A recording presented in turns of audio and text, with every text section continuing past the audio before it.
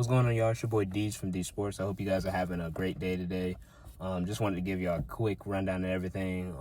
Obviously, the NFL offseason is really about to kick off. I think March 10th or the 12th is free agency, so I'm definitely going to be reporting a lot of that news when that comes out. Definitely look forward to the draft. I got a mock draft coming out very soon. I'm working on it. I've been, doing mock drafts, with the PFF Draft Simulator, the free one that they have online. So I've been, obviously, since post-combine, wanted to get that edition out because obviously there's some players who will sneak in, who could potentially, weren't in my first mock draft that I did, they could potentially sneak into the first round, like a Nick Eman-Warrior, who tested out the gym, probably had the best day of anybody at the combine. He certainly now has a very high chance of going in the first round. Matthew Golden, who had one of the fastest 40s for the receiving group.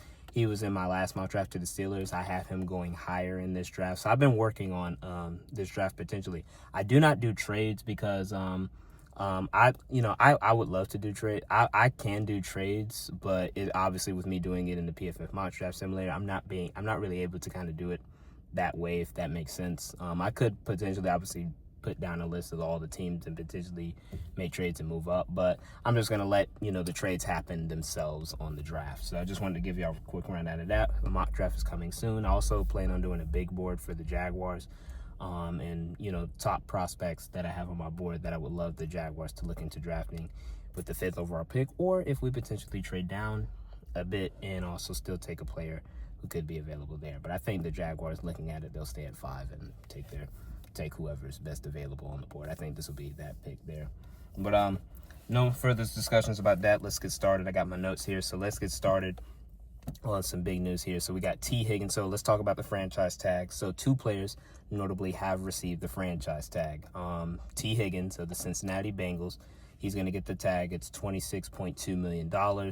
Obviously, the franchise tag, as y'all know, it's a fully guaranteed contract that every team has an option to give a player who is eligible for that tag for us. So it's also used as, you can be a placeholder until the July deadline in the offseason, near about training camp, where teams can they get a longer kind of deadline period until they can extend this player. After that, that's when the extension deadline, so they have to get that done until that July deadline. So Tee Higgins, now this is the second time Tee Higgins played on the franchise tag last season, over $20 million plus. He is now on it again. This time it's going up because of this. This is also based on the average value of what your position is making. So all the wide receivers put together who are the top paid receivers in the game, that all gets averaged out together and accumulates to $26.2 million. So that's what Tee Higgins is getting. He is getting the average value of the wide receiver position right now. So they're going to tag him again. Me personally, like with the Cincinnati Bengals, I know, look, they're trying to bring back Ja'Marr Chase. They're trying to re-sign Trey Hendrickson. They have so many needs. And Mina Kimes, the NFL Live expert in drafter, also analyst, she does a great job, with breaking down a lot of the, statistics and metrics of different, players and stuff and what they do well positively, how they impact the field. But she brought up some good points. But the Cincinnati Bengals, like, my thing is, look, I know Joe Burrow obviously wants to keep Tee Higgins. The Bengals, just like with the tag, they want to keep Higgins. They're going to try to work out a long-term deal per reports. But for me, when you've got, okay, so they have over $43 million in cap space. They just cut their starting guard, Alex Kappa. Obviously, he was one of the worst guards, if not the worst starting guard in the NFL. First in sacks allowed, first in pressures. He was just downright horrible last year. But when you take everything into account, look, you're trying to bring back Ja'Marr Chase. And he's going to reset the market. Ja'Marr Chase is getting paid. He's getting paid this offseason after triple crowning last year. He's getting the bag, and he's going to reset the market. Trey Hendrickson, he's likely going to reset the market after being a Defensive Player of the Year candidate and leading the NFL in sacks with 17.5. And again, like the Bengals, look, they got a new defensive coordinator. I think he comes from Notre Dame. And they've got so many needs on defense. Their defensive line, they badly need defense, front seven help, defensive line, linebacker. They need corner help. Cam Taylor-Britt, one of their top corners last year, didn't have a great year. Mike Hilton was up and down. Dax Hill was injured, and he's dealt with injuries throughout his career. They need a lot of help. They need a lot of help on that defense side of the football. So does bringing back T. Higgins, who's making $26 million, and also who, if he were to leave, he probably would command, per Adam Schefter, about $30 million. T. Higgins is a wide receiver one. While he's obviously the number 2 or the 1B, he is a number 1 on many other teams in the NFL who would also be willing to pay T. Higgins because of his talent. And as we've seen, when T. Higgins had to step up when Ja'Marr Chase has been down or injured, T. Higgins has proven to be a top wide receiver in the NFL when he's been obviously the top target. Obviously he's not, but still, T. Higgins is a really good wide receiver. Now he's dealt with some injuries, but still, T. Higgins is a very talented wide receiver. He's got the size, the length, his ball tracking skills, and his route running is pretty good. Obviously, he's able to catch the football, the 50-50 ball. Obviously, you can throw him the football. His run after the catch ability, too. His speed, to me, is underrated. Apologies for the sun, but his speed and his run after the catch ability is underrated. So, T. Higgins, I think, me personally, if I'm the Bagels, I would let him go because you have to bring back your top priorities of re-signing Ja'Marr Chase, re-signing Trey Hendrickson, and you need to address your defense. And you've got a hole on the offensive line. There's so many more needs that you need to address. It wouldn't make sense for me to now fully go all in and pay a combined $70+ million for 2 wide receivers, or $60 to $70 million, and you're already paying your quarterback $55 million. To me, it doesn't make sense. They need to use that money that they're trying to give to T. Higgins. They need to use that to go make other moves and improve their roster, because their roster, if they want to continue to compete with Joe Burrow as their starting quarterback, and while he's healthy, they need to improve that team around him. And while T. Higgins would be a big loss, Ja'Marr Chase is more than enough to make up for it, and you can use that to go improve your team. So that's my take on that. The Kansas City Chiefs, they're going to franchise tag their star Pro Bowl guard Trey Smith. It's going to be $23.2 million. This makes him actually the highest paid guard in the NFL. So this already automatically, he's already reset the market at the guard position. I like this for the Chiefs. I do like this for the Chiefs because, again, obviously, look, we're talking about it. Their strength in the offensive line is their interior. Their top 3 offensive linemen is the strength of this offensive line. Their exterior, their tackles need help, especially that left tackle position. Even Jawan Taylor, maybe do they look to potentially move on from him? I don't know how it will work with the contract, with the guaranteed money part. Now, if you can't move on, you keep him. But they got to get their left tackle position especially figured out. This is like the second time where their offensive line got killed in the Super Bowl. And Mahomes had a horrible game. This is the worst game of his career, but every time the man, got the ball, pressure. And it threw him off. It threw him completely off, and it forced him to have the worst game of his career. There were a lot of decisions that were just Mahomes, just like, what are you doing? But, like, my man's was getting pressured, like, every other way. And that just speaks to how dominant the Eagles' defensive line was that game. That defensive line was incredible that game. But they need to get better on they need to improve their left tackle position. But obviously, it would really hurt them to lose a guy like Trey Smith and let him hit the open market. And again, look, he's been one of the top guards since being drafted. He has a 90% plus pass blocking win rate, which is very impressive. He's very good in the run game.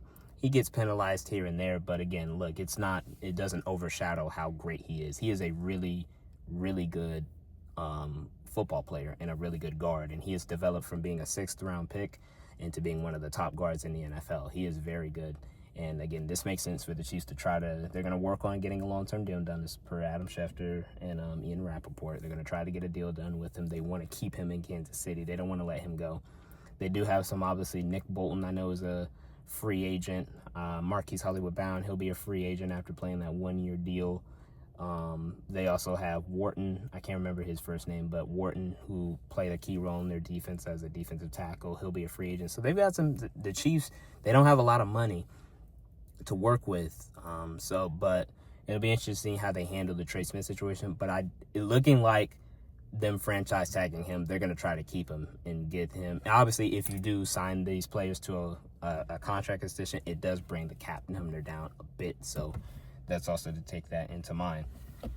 Sticking with the franchise tag, Sam Darnold will not receive the franchise tag, and that has been confirmed by multiple sources: NFL Network, Bleacher Report, ESPN. Sam Darnold is not receiving the franchise tag. He will hit the open market as the top quarterback in free agency.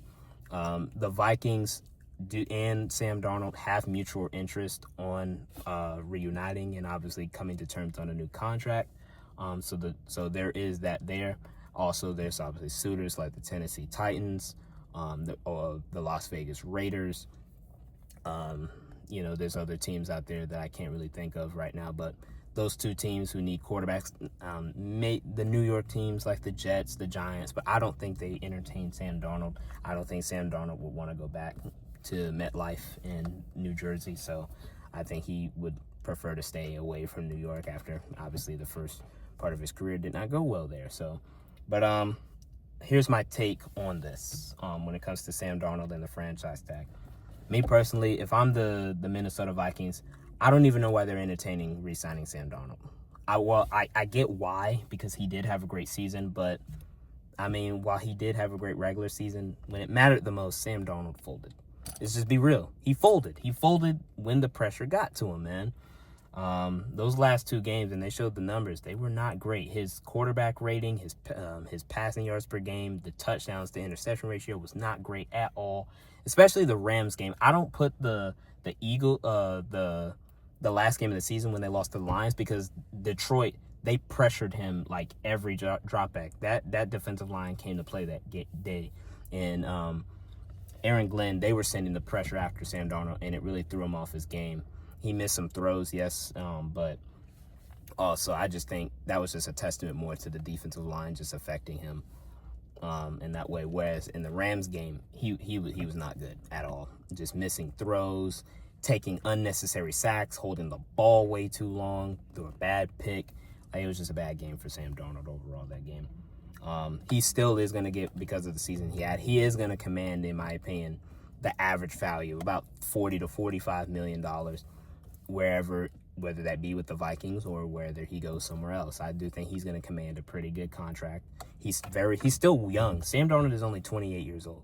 So him coming off the season he is going to get paid. He's going to get paid a good one. He cost himself a good bit of money with those bad performances. He probably would, it would be realistically, he might, if he would have came to play and Minnesota probably won at least a playoff game, I guarantee you Sam Darnold, he'll probably be making more than $45, maybe $50 million. Like, that's not nothing crazy to say. If Minnesota would have went further in the playoffs, Sam Darnold would have definitely been making more money than what he's about to make here. But to me, and also to the J.J. McCarthy part, right? Look, you drafted J.J. McCarthy in the top 10 last year, believing that this is your franchise quarterback. And again, you have a quarterback on a rookie deal. I get he's coming off injury, and I know you don't want to rush him back, which you don't have to. There's still plenty of time before the season gets back. Now, obviously, you got to get him acclimated. You got to get him on the field. You got to get him fully recovered and whatnot. But you can also sign like a veteran in free agency rather than pay a guy, again, who did do wonders for you last year, $40 million to $45 million, where you can use that money that you have and address needs. You need a running back. Aaron Jones is a free agent. We'll see what you do there. You need corner help. Stephon Gilmore is a free agent. Byron Murphy is a free agent. You need a safety too. Harrison Smith has defied father time, but he's getting older. I think he'll be 30. Harrison Smith would be a thing. He's in his mid-30s, 35, 36 years old this year. He's only getting older. You need safety. You need a safety. Like, you've got needs. Offensive tackle, Cam Robinson's going to be a free agent this year. So, I know Christian Darrisaw, their former left tackle, he's injured, but maybe do you bring back Cam Robinson? You got other needs, and obviously, right, if you want to remain competitive in your division, so you need to use the money that you're potentially going to pay Sam Darnold. I would restrain from that and use that to improve your roster around J.J. McCarthy and build around J.J. McCarthy while he's on his rookie contract, because it makes more sense. It doesn't make sense to pay a guy who, even still, I wouldn't consider a top 10 from a talent. Like, I wouldn't consider I wouldn't consider Sam Darnold one of the top quarterbacks in the NFL, even after the season he had. me personally. As great as he was, I just think, again, I would just build around J.J. McCarthy, get better, and improve the team around J.J. McCarthy, which should be the plan. So that's that there. The Rams, obviously, too. Speaking with the Rams, we got some news with them. Obviously, they've restructured. They got on terms with Matthew Stafford. Both sides came to terms on a restructured deal. Got the pay raise Matthew Stafford wanted. And Matthew Stafford will be the quarterback of the Rams in 2025. The Eagles are releasing Darius Slay. That'll save them $4.3 million in cap space. And speaking of which, with the Eagles, they are extending Saquon Barkley. My boy Telly Dove just he sent me a voice memo of that earlier. They're extending Saquon Barkley 2 years, $41.2 million for him to stay to further extend him in Philadelphia. He had, obviously, Saquon got a 3-year, $37 million contract in free agency last year. Had 2 years left on his deal, but they want to keep Saquon Barkley. They are rewarding Saquon Barkley after the season he had. Led the league in rushing, yards per carry, and scrimmage yards. He was absolutely outstanding. This one definitely shocked me. I did not see this coming because, again, Saquon had 2 years left in his deal. The deal also makes him the highest paid running back in the NFL, and he's the first running back in history to get a $20 million contract. So, but Saquon is not your traditional running back. He's special. He's generational. He's a great running back. He's the best running back in the league, so why not pay him as such? So the Eagles are valuing him where he is and as the best running back in the game. So I can respect that. We'll see. Obviously, does this impact their free agency, right?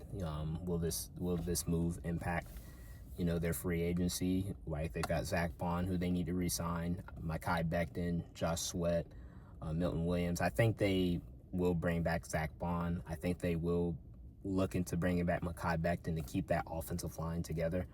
And I think those other guys, Williams and Sweat, they will be on their way out and they'll get paid elsewhere. Osa Odigizua, the defensive tackle from the Cowboys, got a 4-year, $80 million extension. So he is re-signing with the Cowboys. He is staying in Dallas. So Dallas keeps their top defensive tackle, who had a really good season last year, in-house. I know the Rams, they also re-signed their left tackle, Alaric Jackson, to a 3-year, $57 million deal. I think that pays him, about $19 million annually. So he was one of the best left tackles in the game last year. So really good by the Rams keeping their left tackle. And speaking of the Rams, before I forget, they are trading their starting offensive lineman, Jonah Jackson, who they signed to free agency a couple seasons ago. They are trading him to the Bears. So the Bears, they beef up their their offensive line, and they're only sending a 2025 6th-round pick back to the Rams. So the Rams, they get a 6th-round pick. I think, to be honest, when you look at it from this perspective, this is good for the Rams. This is good investment because the Rams. Man, I'm telling you, the Rams, they always hit on those late-round picks. So getting a 6th-round pick is kind of like a 1st-round pick for the Rams, seeing how well they've been able to turn those diamonds in the rough later in the draft into really caliber strong diamonds.